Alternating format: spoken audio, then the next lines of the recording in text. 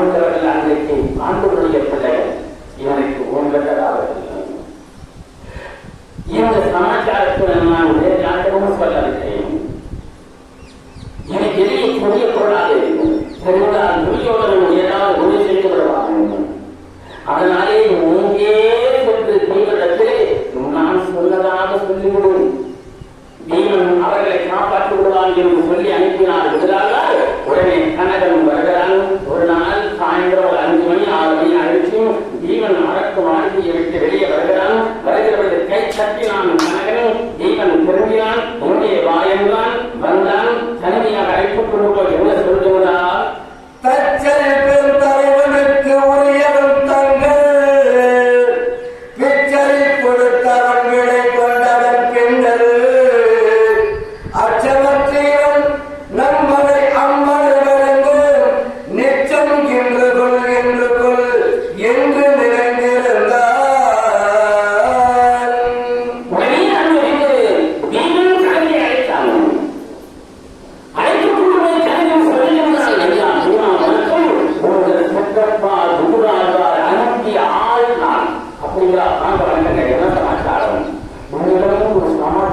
சொல்ல சொன்னார்.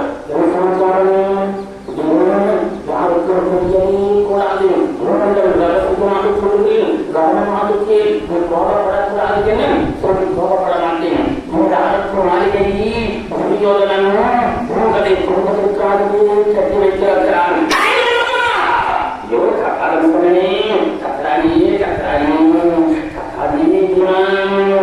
எனக்கு அப்பவே சந்தேகம்டா. அரசு மாநிலத்துக்கு உள்ளே நுழைகிறவர்கள் மொழிக்கு நான் உனக்கு ஆலயம் விலகியும் இவர்கள் அரசு மாநிலத்தில் ஏதோ ஒரு தந்திரம் இருக்கிறது, ஒரு சூழ்ச்சி இருக்கிறது, ஒரு சதி இருக்கிறது என்று எனக்கு ஆலோசித்தது. சரி சரி சொல்வதை கேள்விமான் சொல்லும். அதனாலேயே உங்கள் கூடவே ஒருவன் இருக்கிறான் புரோசன். அந்த புரோசன் தான் வரக்கூடிய அமாவாசை என்று உங்களுக்கு தீர போகின்றான். அரசு மாளிகையை நீங்கள் நன்றாக உறவுகொள்வது உனக்கு கண்ணுக்கு உங்களுக்கு புரியாமல் அரசு மாளிகைக்கு அவன்தான் தீ வைப்பான். உங்களுக்கு புள்ளி போட அவன்தாக கூடவே போயிருக்கிறான். புரோசனா கோபம் கொக்கரிக்கிறான். சரி சரி ஆத்திரப்படாதே. அந்த புரோசனம் கற்றுக் கொடுக்கும்படி இருக்கிறது. எனவே அதாவது அந்த மண்டபத்திலே கடைசி ரூமிலே ஒரு மண்டபம் 5 மண்டபம் இருக்கிறது. அந்த மண்டபத்தின் ரூமிலே சென்றால் ஒரு பாடல் கொள்ளுகிறோம். அந்த பாடலை எடுத்துவிட்டால் உள்ளே ஒரு சோழன்தான். அந்த சோழனத்தின் வழியாக சென்றால் இம்பாவனம் வரையிலும் போகும். அந்த வரையில் நீங்கள் கற்பித்தால் கற்பிக்கலாம். இதைத்தான் உங்கள் சொற்றப்பா உண்மையிடம் சொல்ல சொன்னார். அதை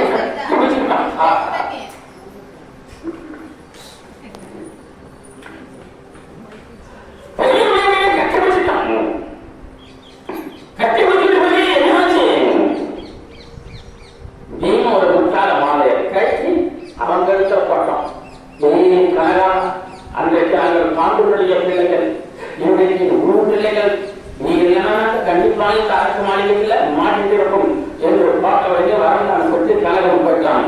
இப்ப கனகன் நல்லவனா கெட்டவனா கேட்க கொஞ்சம் வேகமாக சொல்ல. கனகன் இப்ப நல்லவன் நல்லவன் ஏன்னா ருத்ராஜா சொன்னாரு. அதை கேட்டு தேவசேனனுக்கு பேருக்கு போய் சொன்னாரு. ஓஹோ தேவசேனன் ஓ அப்பா நம்பா இது போல எங்களுக்கு இப்படி செய்தி அப்பா அப்படின்னு ஒரு நல்லவன். எப்பவும் அவன் நல்லவன். என பொறுத்த வரையில் அவன் கொள்ளாதவன். அப்ப இல்ல எப்பவே நல்லவனுக்கு நல்ல செய்தான். அது வேற. ஆனால் கொள்ளாதவன்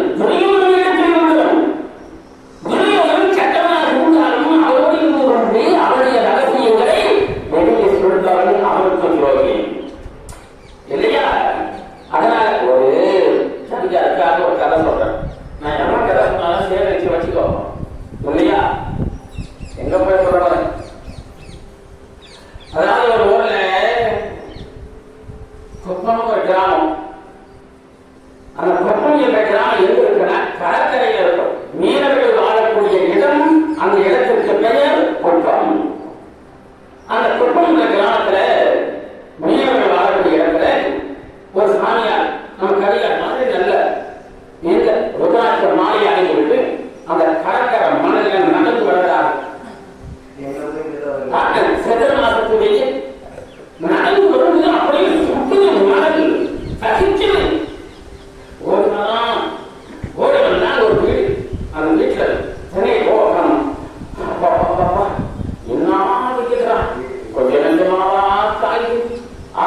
போயிட்டு உக்காந்தான். என் ஊருக்கு பக்கத்தூர்ல என் பையன் போன் பண்ணான். என் ஊருக்கு பக்கத்தூர்ல ஒரு அம்மா என்ன பண்றது தெரியுமா? இந்த வேகாத நெஞ்சில் எப்படிப்பட்ட வெயில் காய்ந்து மாட்ட உடனே பசநாட்டு பானை கிழமை ஓடி ஓடி வெயில் கட்டி வந்ததுமே நடக்கும். அது வெயில் கால பானை வைக்கிறது தெரியும். அப்படிப்பட்ட வெயில் புதுமையான வெயில். டாக்டர் வந்து மாடு கொண்டு போயிடுமா, இப்படி வெயில கட்டினா அதை என்ன பண்ணுவோம் அப்படின்ட்டு போனோம். அப்படிப்பட்ட வெயில் பயங்கரமான வெயில் காய்ச்சி நாளையிலிருந்து அதிகமான வெயில் காய்ச்சி சொல்லியிருக்கிறது. வானிலை சொல்லியிருக்கிறது.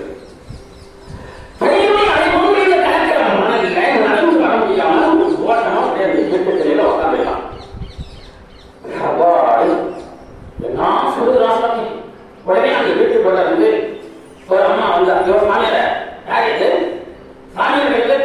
ஆமாம்மா சாமியார்மா. என்னைய போகல அம்மா, வெயில் அதிகமா இருந்ததும்மா, என்னால போக முடியலமா, அதனால சென்னையில வந்து உட்காந்தேன். இந்த நாட்டுல சாமியாரே நம்ப முடியல தெரியுமா? ஆம்பளை அதை போட்டுல முன்னூத்தி உட்காந்து எப்படியா? ஏமா ஏமா வெயில் கொஞ்சம் குறைக்கமா போயிடுறோமா? அம்மா என்னமா போய் பேசுறிய? ஆனா சாமியார இருக்கிற என்ன வேலை பண்ணுவேன்? ஜோசியம் பாப்பியா? கேட்கறாங்க. ஜோசியமா பாப்பியா? ஜோசியம் பார்க்கணும். அவருக்கு பார்க்க முடியாது, ஒன்றும் தெரியாது. கொஞ்ச நேரம் உட்காந்து விழுந்து ஏன்னா ஓட்ட ஓட்டி கிளப்புவாயே அப்படி நினைச்சுட்டு நான் ஜோசியம் பார்க்கலாம். அப்படி என் கையவர் என் கையவரியா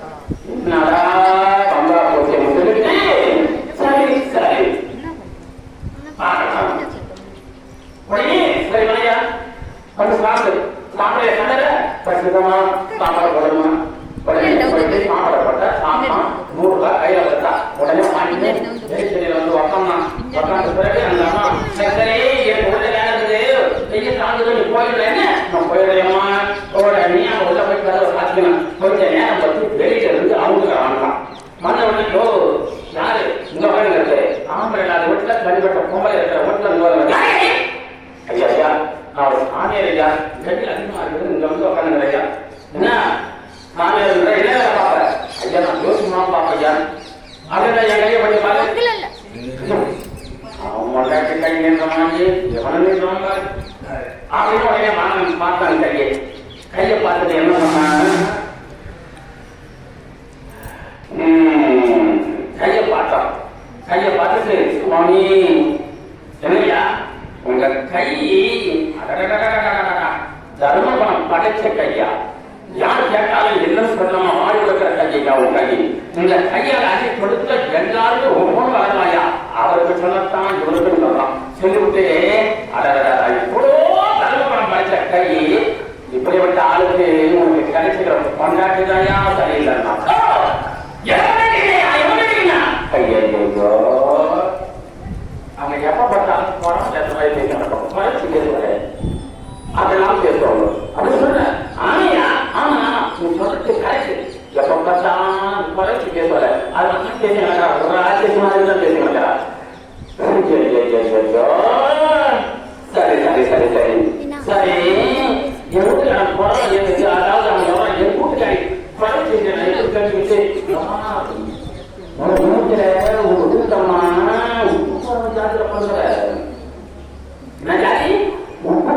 காலத்துல பொறுத்தல. அதனாலதான் அந்த புத்தி இப்ப வந்து உட்காந்து நடக்குது. வேற எதுவும் முடியாது. கரெக்டியா நீ சொன்னது கரெக்டியா? எப்ப பார்த்தாலும் இந்த உப்பு குறைச்சி பேசுவாரா? அது ஒரு ஆயிரம் பேசுகிறா. இந்த 100 ரூபாய் போயிட்டு நீ சாப்பிட்டு கிளம்பு. அவன் 100 கொடுத்தா இவன் 100 கொடுத்தா போட்டு சாணியில வாங்கி பிடிச்சான் ஓட்டம் கோயில் போச்சு. 6 மணி ஆச்சு. உள்ள போன வரையும்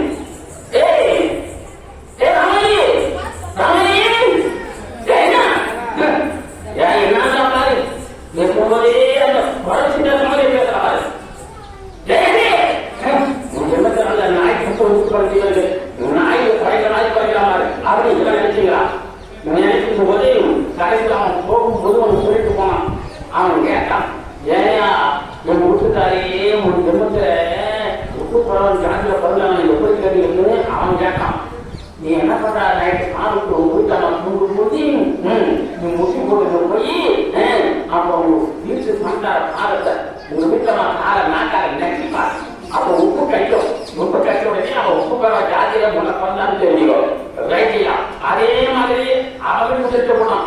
அந்த அம்மா கேட்டா என் வீட்டுக்காரன் ஜென்மத்துல நான் ஜென்மத்துல வந்தான்னு சொல்லி நான் எப்படி தெரிஞ்சுக்கிட்டேன்?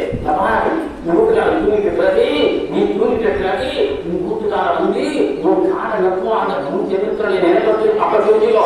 அவனுக்கு நான் ஜென்மத்துல வந்தாலும் காரணம் உடனே சாப்பிட்டாங்க. சாப்பிட்டு படுத்துட்டாங்க. 2 பேரும் தூக்க மாட்டல. எப்படியோ என்ன பண்ணா எங்க அம்மா தூங்கிட்டாங்க. என்ன பண்ண அங்க சோசிக்காக சொன்ன மாதிரி இவன் கால் உப்பு கெட்டியா இல்லையா பாக்கவே அவன் முட்டி போட்டு முட்டி போட்டு வந்து அந்த அம்மா கால் பாடத்தை அவன் நெட்டு பார்த்தா உப்பு தெரியுது. உடனே அவன் ஜில்லுன்னு எழுதுக்கலாம். எழுதுல பார்த்தா அந்த சாமியார் சொன்ன மாதிரி அந்த ஜோசிக்காரன் சொன்ன மாதிரி அவன் ஜிம்மத்துடைய நாய்கள் நெருக்கத்துல வந்து பண்ணுவான் சொன்னாலே இவன் வந்து அந்த நாய் ஜிம்மத்தை வந்து அந்த நாய் நகர பாடத்தை பண்ணானேன்னு சொல்லிவிட்டு அது நாயே நாய் நாய் நாயே அதுக்கு உப்பு குறைச்சி அது குறைச்சி யாரை குறைச்சு சொல்றது என்னைய நாய் சொல்றது அந்த ஜோசியத்தை சொன்னா ஓடுறது 10,000 பெரிய இப்ப காட்டில் இருக்கிறார்கள். அதனாலே இந்த கனகமான பிற்பட்டவன் அங்கே முதுகாலத்தையும் கொடுவானிக்கான், முதுகாலத்தையும் கொடுவானிக்கான், குடியவர்களையும் கொடுவானிக்கான், எல்லாருக்கும் கொடுவானிக்கிறேன். எல்லாருக்கும் நல்லவா போட்டா பேச போட்டான். அதன் பிறகு பெரியவரையும் நீதிமன்றம் எதிர்பார்த்துக் கொண்டிருக்கிறார். அம்மா அவர்கள் உட்கொள்வார்கள் என்று நாளைக்கு அமாவாசை ரோசன் எல்லாம் ரெடியா இருக்கிறான்.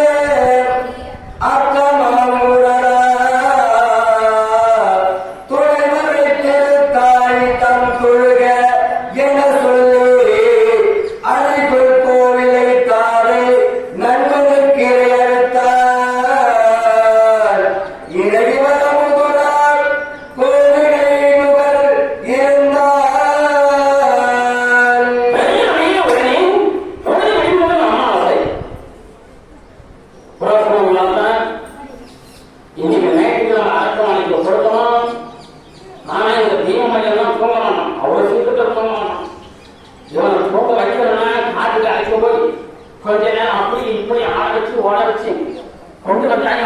கொண்டு படுத்துவோம். படுத்துட்டு பிறகு நல்லா தூங்கலாம்.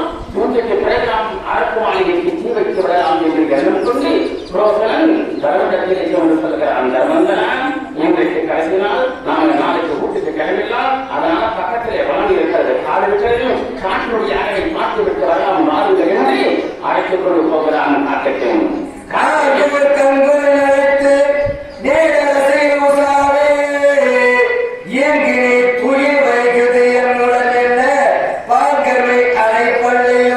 பரிபுற வழங்கி தாங்களும் பெற சேர்க்கையில் தங்கினார்.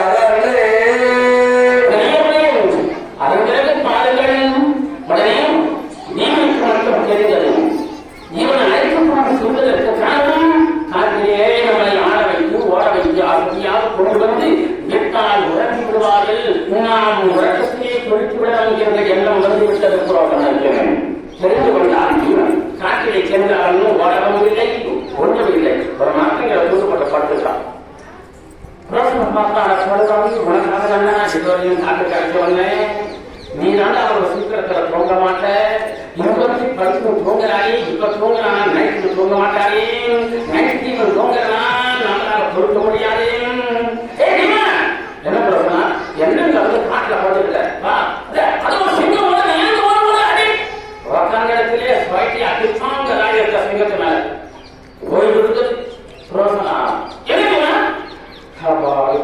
என்ன காட்டிலே அந்த கராய்க்கு ஒட்டிக்கலாம் உன்னவோட வைக்கிறாங்க என்னவோட வைக்கிறானே அப்படின்னு அவருக்கு கராய்க்கு தூக்கத்தை போட்டு அவசந்து போட்டான். நீ எழுதுல போகலாம் என்று மறுபடியும் அரண்மனைக்கு அழைத்து வந்தான். அரசு மாளிகைக்கும் இரவு 8 மணி 9 மணி ஆகிய எல்லோரும் சாப்பிட்டார்கள். சாப்பிட்டு பிறகு அவர்கள் சென்று படுத்துக் கொண்டார்கள். அருகிலும் எல்லோரும் உறங்குகின்றார்கள். ஆனால் வீரன் மட்டும் உறங்கவில்லை.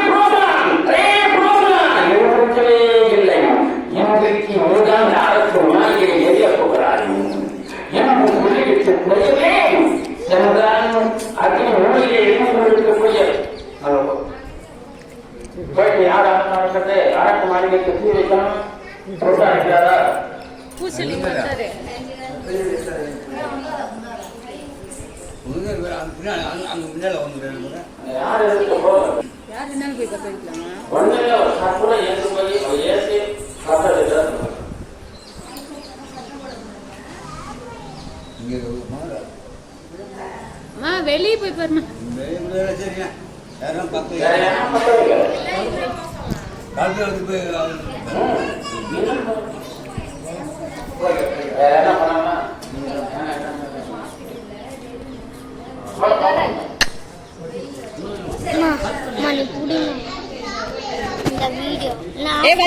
கீழே இருக்கு பாருப்பா, குச்சி இருக்கான்னு பாரு.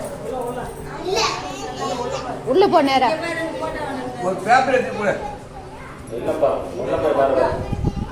உள்ள போமா நேரா.